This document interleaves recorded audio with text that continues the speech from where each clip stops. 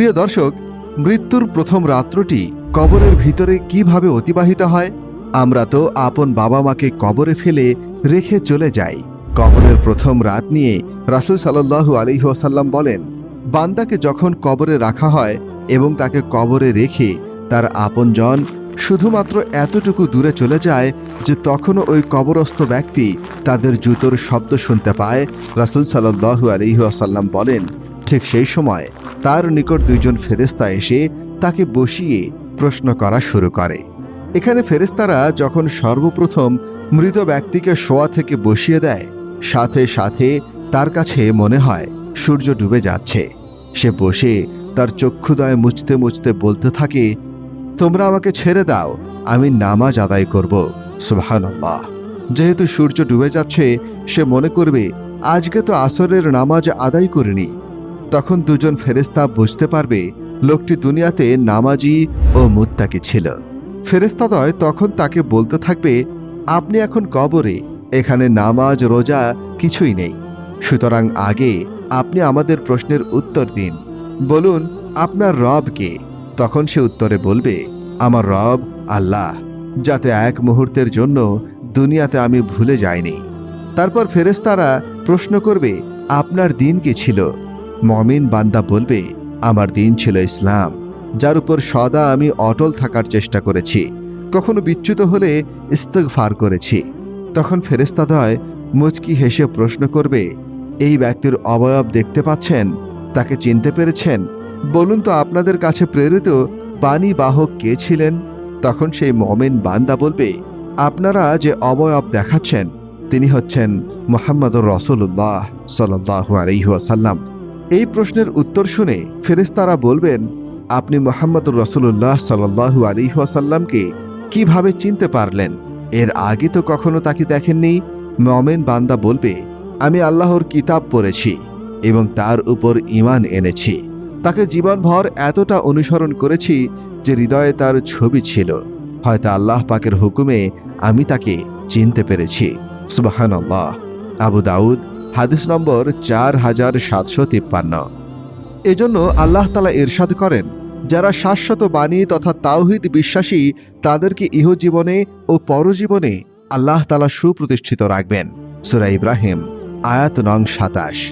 সুতরাং কবরে মুনকার নাকিরের প্রশ্নের উত্তর কেবলমাত্র তারাই দিতে পারবে যারা মৃত্যু পর্যন্ত ঈমানের সাথে প্রতিষ্ঠিত ছিল। যারা ইহকালীন জীবনে ঈমানের উপরে প্রতিষ্ঠিত ছিল না, মৃত্যুর পর তারা মুনকার নাকিরের সওয়াল জবাবে শুধু বলবে, হা হা লা আদরি, হা হা লা আদরি, হায় আফসোস, আমি কিছুই জানি না, হায় আফসোস, আমি তো কিছুই বুঝতে পারছি না। সুতরাং মুমিন বান্দা প্রশ্নের উত্তর দেওয়ার সাথে সাথে আল্লাহ তাআলা ঘোষণা করবেন, আমার বান্দা সত্য বলেছে, সুতরাং তার জন্য জান্নাতের বিছানা বিছিয়ে দাও, তাকে জান্নাতের পোশাক পরিয়ে দাও। এছাড়া তার জন্য জান্নাতের দিকে একটা দরজা উন্মুক্ত করে দাও। সুতরাং তার দিকে জান্নাতের স্নিগ্ধকর হাওয়া ও সুগন্ধি প্রবাহিত হতে থাকবে। সেই ব্যক্তি দরজা খোলা মাত্র তার দৃষ্টিসীমা পর্যন্ত সুপ্রশস্ত জান্নাতের বাগিচা দেখতে পাবে। আল্লাহু আকবার। তখন সে অধৈর্য হয়ে চিৎকার করে বলতে থাকবে, কিয়ামত সংঘটিত হয়ে যাক, কিয়ামত দিবস সংঘটিত হয়ে যাক। কেননা সে জানে প্রকৃত জান্নাত কিয়ামত দিবস সংঘটিত না হওয়া পর্যন্ত পাওয়া যাবে না। তার সামনে যে দরজা খোলা হয়েছে এবং ওপারে যে বিশাল স্বপ্নীল জগৎ হাতছানি দিচ্ছে, সেখানে যাওয়ার একটাই সুযোগ, কিয়ামত সংঘটিত হয়ে গেলে তার ডান হাতে আমলনামা আসবে, আল্লাহ পাক তার সহজ হিসাব নেবেন এবং সে জান্নাতে দাখিল হয়ে যাবে।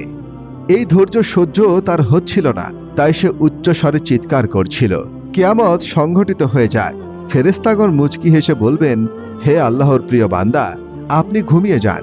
মুমিন বান্দা বলবে, আমি আমার পরিবারের কাছে যেতে চাই, তাদেরকে নিয়ে জান্নাতে প্রবেশ করতে চাই। ফেরেশতারা আবার বলবেন, আপনি উত্তেজিত হবেন না, আপনি ঘুমান বাসর রাতের মতো, যাকে তার প্রয়োজন ব্যতীত কেউ জাগিয়ে দেয় না। তারপর এক ঘুমে আল্লাহ তাআলা তাকে তার শয্যা থেকে হাসরের মাঠে পুনরুত্থিত করবেন। সেই ঘুমে তার কাছে একজন সুন্দর সুরভিত উত্তম পোশাক পরিহিত সুশ্রী ব্যক্তি আগমন করে বলবে, সুসংবাদ গ্রহণ করুন, যা আপনাকে আনন্দিত করবে। আজ আপনার প্রতিশ্রুতির দিন। ওই সুন্দর চেহারার ব্যক্তিকে দেখে এমন ব্যক্তি প্রশ্ন করবে, আপনি কে? সে বলে উঠবে, আমি হলাম আপনার নেক আমল। সুবহানাল্লাহ।